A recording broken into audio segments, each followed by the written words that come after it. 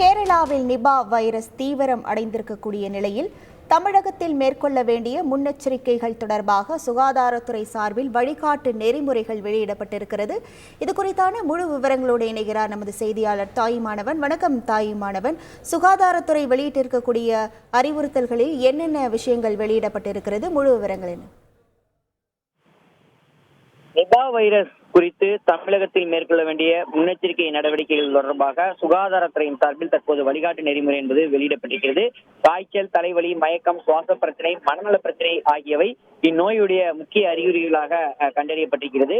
அறிகுறிகள் கண்டறியப்படக்கூடிய நோயாளிகள் மற்றும் அவரது தொடர்பில் இருப்பவர்கள் 21 நாட்கள் தனிமைப்படுத்துதல் என்பது அவசியம் எனவும், அறிகுறிகள் கண்டறியப்பட்ட நோயாளிகள் உடனடியாக கண்டறிந்து உரிய பரிசோதனையை மேற்கொள்ள வேண்டும் எனவும், பரிசோதனையின் முடிவுகளை தொடர்ந்து சுகாதாரத்துறைக்கு உடனடியாக தெரிவிக்க வேண்டும் என அனைத்து மாவட்ட சுகாதாரத்துறை அதிகாரிகளுக்கும் வழிகாட்டுதல் என்பது வழங்கப்பட்டிருக்கிறது.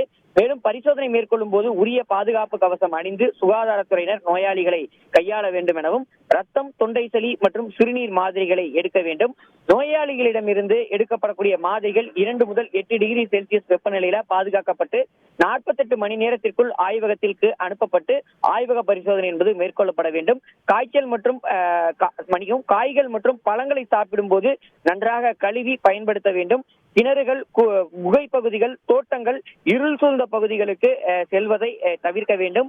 நோய் தொற்று கண்டறியப்பட்ட அல்லது அறிகுறிகள் கொண்ட நோயாளிகளை கையாளும் போது மருத்துவ பணியாளர்கள் தகுந்த பாதுகாப்பு உபகரணங்களை அணிந்து கொள்ளுதல் வேண்டும் உள்ளிட்ட வழிகாட்டு நெறிமுறைகள் தமிழக சுகாதாரத்துறையின் சார்பில் வெளியிடப்பட்டிருக்கிறது. குறிப்பாக பல்வேறு நாடுகள் மற்றும் கேரளாவில் ஒரு சில அந்த நிபா வைரஸ் பாதிப்பு என்பது கண்டறியப்பட்டிருக்கக்கூடிய நிலையில் தமிழகத்துல முன்னெச்சரிக்கை நடவடிக்கையாக நிபா வைரஸ் பாதிப்புகளை கையாளுவது குறித்து இந்த வழிகாட்டு நெறிமுறை என்பது வழங்கப்பட்டிருக்கிறது.